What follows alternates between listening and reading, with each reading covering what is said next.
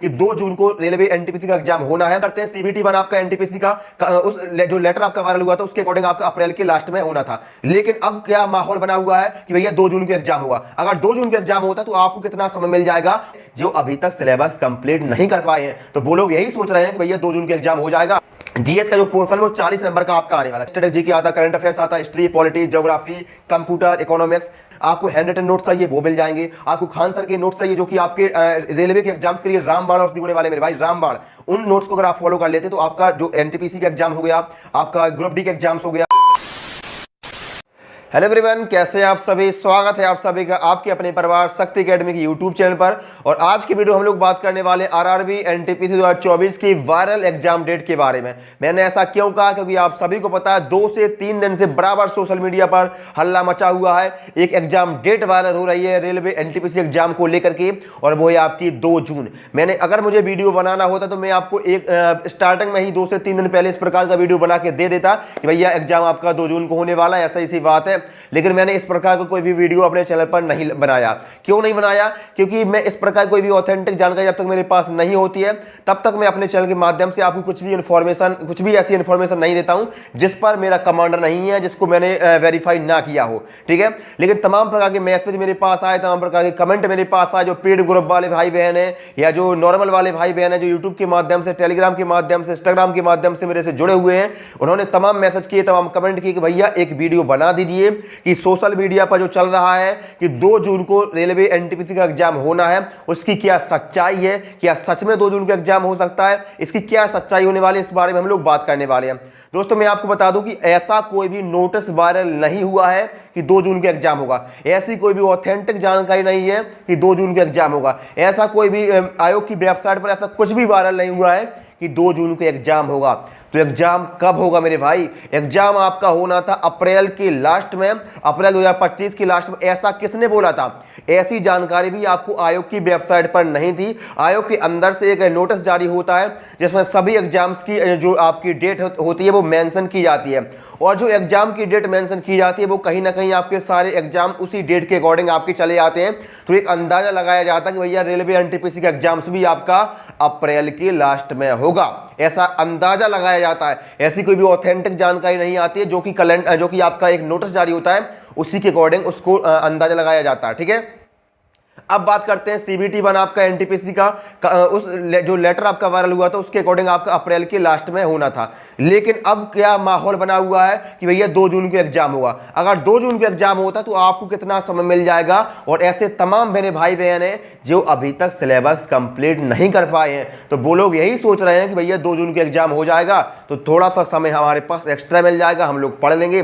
मेरे भाई, आपको तैयारी करनी है, आपको सिलेबस कंप्लीट करना है। आपको 2 जून को एग्जाम होता है, आपका अप्रैल के लास्ट में एग्जाम होता है, आपके मई के प्रथम सप्ताह में एग्जाम होता है। आपको पढ़ना है। कभी भी एग्जाम हो, आपको समय जो आपका होता है ना, उस समय आपको हमेशा कम ही लगेगा। आपका 2 जून को भी एग्जाम होगा तब भी आपके सिलेबस कंप्लीट नहीं हो पाएगा, तब भी कुछ ऐसी चीजें होंगी जो आपकी पूरी नहीं हो पाएंगी। क्योंकि मैं इस समय से गुजरता हूं मेरे भाई, मैं भी इसी चीज को फेस करता हूं जो चीज आप लोग फेस कर रहे हैं। तो ये जो स्टूडेंट होता है वो हमेशा 100% सिलेबस, 100% चीजें कभी भी कंप्लीट नहीं कर पाता है। इसलिए आपको जितना भी सिलेबस आप कंप्लीट कर रहे हैं और जो आपके इंपॉर्टेंट टॉपिक बचे हुए हैं वो आप कंप्लीट करते रहिए, आप मॉक टेस्ट लगाते रहिए। आप ये मत सोचिए कि जब हमारा सिलेबस कंप्लीट हो जाएगा, 100% सिलेबस कभी कंप्लीट नहीं होता और उसके बाद हम लोग मॉक लगाएंगे। सिलेबस जितना कंप्लीट हुआ है उसको साइड बाय साइड कंप्लीट करते रहिए और side by side mock test लगाते रहिए। स्कोर 40 आएगा, 45 आएगा, 50 आएगा, 55 आएगा, स्कोर धीमे धीरे इंप्रूव होगा, सिलेबस आपका बढ़ता जाएगा। अब लोग बात करते हैं एग्जाम डेट के बारे में। मेरे भाई, अभी आपका आरपीएफ कांस्टेबल का एग्जाम हुआ। आरपीएफ कांस्टेबल का एग्जाम चल रहा है आपका 18 मार्च को आपका अंतिम एग्जाम होने वाला है।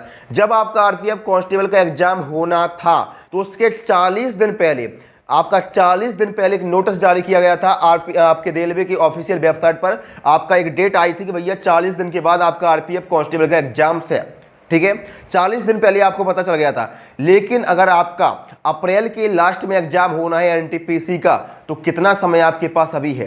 कितना समय आपके पास है? तो लगभग 1 महीने का समय ही आपके पास है, 40 दिन का समय ही आपके पास है। अगर आपका अप्रैल के लास्ट में एग्जाम होना होता तो अभी तक आपका जो नोटिस होता आयोग की वेबसाइट पर आ जाता कि भैया 40 दिन बाद, 45 दिन बाद, इतने दिन बाद आपका एनटीपीसी का एग्जाम है, एग्जाम डेट अभी तक आपकी आ जाती, अनाउंस हो जाती रेलवे की तरफ से ऑफिशियल।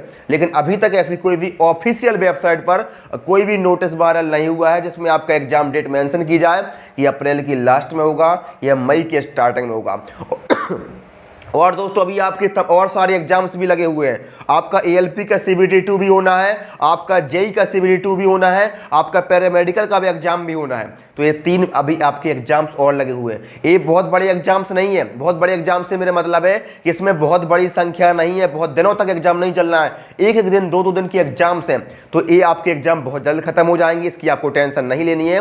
तो आपका जो एग्जाम होना है वो आपका कभी भी स्टार्ट हो सकता है, लेकिन 2 जून की जो बात है उसमें मुझे कहीं ना कहीं सच्चाई दिख रही है। तो आप भी 2 जून को टारगेट कर सकते हैं, लेकिन 2 जून को आप इंतजार मत करिएगा। आपको उसके पहले पहले अपना सिलेबस, अपना जितना भी मैक्सिमम सिलेबस है आपको पूरा कंप्लीट करके रखना है। अगर आपका मई के स्टार्टिंग में या अप्रैल के लास्ट में भी आपका एग्जाम होता है तब भी आप अपने साइड से पूरा तैयार रहिए। बकाया अगर आपका 2 जून के एग्जाम होता है तो आपके लिए और अच्छी खबर है, आपको एक्स्ट्रा टाइम मिल जाएगा। अगर आपका 2 जून के एग्जाम होता है तो अप्रैल पूरा आपके पास है, मई पूरा आपके पास है, ठीक है। और आपके पास जो मार्च आपका चल रहा है इसके बकाया जो आपके पास 10 से 12 दिन तो आपके पास है ही है। तो 30 और 10 आपके पास कम से कम 70 दिन का समय आपको मिल जाएगा अगर 2 जून का एग्जाम होता है। तो आप सोचिए, अगर आप अप्रैल को टारगेट करिए, अप्रैल के लास्ट तक या मई के प्रथम सप्ताह को टारगेट करिए, तब तक पूरा सिलेबस कंप्लीट कर लीजिए, मॉक टेस्ट लगाइए। और अगर आपका एग्जाम नहीं होता है, भगवान ने चाहा तो 2 जून का एग्जाम होगा, तब तो आपके पास 1 महीने का टाइम एक्स्ट्रा मिल जाएगा। उस 1 महीने में आप दबा के प्रैक्टिस करिए, दबा के रिवीजन करिए और अच्छा स्कोर भी आपका इंप्रूव हो जाएगा। तो यही डेट है। और जो आपकी 2 जून की जो एग्जाम डेट है वो एक सर हैं आपके आकाश यादव सर हैं, जो कि कहीं ना कहीं आपके जो आपका TCS है उसमें काफ़ी उनकी जान पहचान है। उन्होंने इस डेट को बताया था कि ये आपका 2 जून के एग्जाम होगा। तो उन्होंने जो भी अपने चैनल के माध्यम से जो भी बातें करते हैं, काफ़ी सारा ऑथेंटिक ही बातें करते हैं और जो चीज़ें वो बताते हैं कहीं ना कहीं वो हमेशा उनकी सही निकलती हैं। तो इसीलिए जो अंदाज़ा लगाया जा रहा है कि भैया आकाश यादव सर ने बताया है, उनका TCS में काफ़ी जान पहचान है, उन्होंने 2 जून की एग्जाम डेट बताई है, इसलिए वो एग्जाम डेट आपकी वायरल हो रही है। अब मैं अपने साइड से आपको बता दूं भैया 2 जून को ही एग्जाम होगा या अप्रैल की लास्ट में ही एग्जाम होगा, तो मैं इस प्रकार की कोई भी कुकृत नहीं करता हूँ, कुछ भी ऐसा नहीं बोलता हूँ कि बिल्कुल 100% कन्फर्म, क्योंकि वो न्यूज़ नहीं है, ठीक है। इसलिए मैंने आपको बताया है। अगर मुझे इस प्रकार का वीडियो बनाना होता तो मैं आपको 2 दिन पहले ही बना के दे देता। तो एट द एंड कहने का मेरा यही मतलब है कि आप अप्रैल को टारगेट करिए या मई के प्रथम सप्ताह को आप टारगेट करिए। आप सोचिए कि अप्रैल के लास्ट में आपके पास 1 ही महीने का समय है, इतने समय में आप पूरा सिलेबस कंप्लीट करना है, जो भी बचे हुए आपके टॉपिक है उनको कंप्लीट करिए। एग्जाम होता है, अच्छी बात है, पोस्टपोन होता है, 1 महीने बाद एग्जाम होता है, तो वेल एंड गुड है, आपको और रिवीजन हो जाएगी और मॉक टेस्ट लगा लेंगे और प्रैक्टिस कर लेंगे, ठीक है मेरे भाई। यही आपको बताना था। अब थोड़ी सी बात और करते हैं जीएस के बारे में, क्योंकि जीएस का जो पोर्शन है वो 40 नंबर का आपका आने वाला है, 40 नंबर का आपका जीएस का पोर्शन आने वाला है, ठीक है। अब मैथ भी ऐसे कई लोग हैं जो मैथ और रीजनिंग को कर लेते हैं। मैथ और रीजनिंग आपने किसी भी टीचर से कंप्लीट कर लिया और PYQ सॉल्व कर लिए, आपका इनफ है। लेकिन जीके जीएस में तमाम सब्जेक्ट आते हैं, स्टैटिक जीके आता है, करंट अफेयर्स आता है, history, polity, geography, computer, economics, कम से कम आपके 8 सब्जेक्ट आते हैं इस प्रकार से, और सभी का वेटेज अच्छा खासा होता है। स्टैटिक जीके हो गया, करंट अफेयर्स हो गया, सभी का वेटेज अच्छा खासा होता है। तो आपको क्या करना है, अगर कुछ ऐसे भाई बहन हैं जो उनके पास जीके जीएस के नोट्स ही नहीं है, जीके जीएस को कंप्लीट नहीं कर पाया है, तो मैथ और रीजनिंग को आप अपने साइड से कवर कर लीजिए। जीके जीएस के नोट्स मैंने आपको टेलीग्राम चैनल, अपने टेलीग्राम चैनल शक्ति अकेडमी ऑफिशियल, उस पर प्रोवाइड करवा दिए हैं। आपको हैंड रिटन नोट्स चाहिए वो मिल जाएंगे, आपको खान सर के नोट्स चाहिए जो कि आपके रेलवे के एग्जाम्स के लिए रामबाण औषधि होने वाले मेरे भाई, रामबाण, उन नोट्स को अगर आप फॉलो कर लेते तो आपका जो एनटीपीसी का एग्जाम हो गया, आपका ग्रुप डी के एग्जाम्स हो गया, आपके एसएससी के एग्जाम्स हो गए, उनको भी आप टारगेट कर पाएंगे और वहां से आपके क्वेश्चन बनेंगे, ठीक है। तो वो सारे नोट्स आपको हमारे टेलीग्राम पर मिल जाएंगे। जीके जीएस के लिए आपको उन नोट्स को अगर आप फॉलो करते हैं तो आपका काम हो जाएगा, आपको नोट्स बनाने की जरूरत नहीं है क्योंकि उतना समय आपके पास नहीं है, ठीक है मेरे भाई। आप वीडियो पसंद आया, वीडियो के ऊपर पहली बार आए हैं तो वीडियो को लाइक कर देना। मुझको, मेरी शकल को, मेरे चेहरे को, इस गंदे से चेहरे को आप पहली बार देख रहे हैं तो चैनल को सब्सक्राइब कर दो मेरे भाई, क्योंकि इस प्रकार के वीडियो यहाँ पर आपको मिलते रहते हैं। और सब्सक्राइब करने में आपको कोई भी पैसा नहीं लगता है, कोई भी रुपया नहीं लगता है, बस सब्सक्राइब कर दो, मुझे भी थोड़ा सा मोटिवेशन मिलता है। बाकी मिलते अगले वीडियो में, तब तक कि आपका बहुत बहुत धन्यवाद। Thank you so much.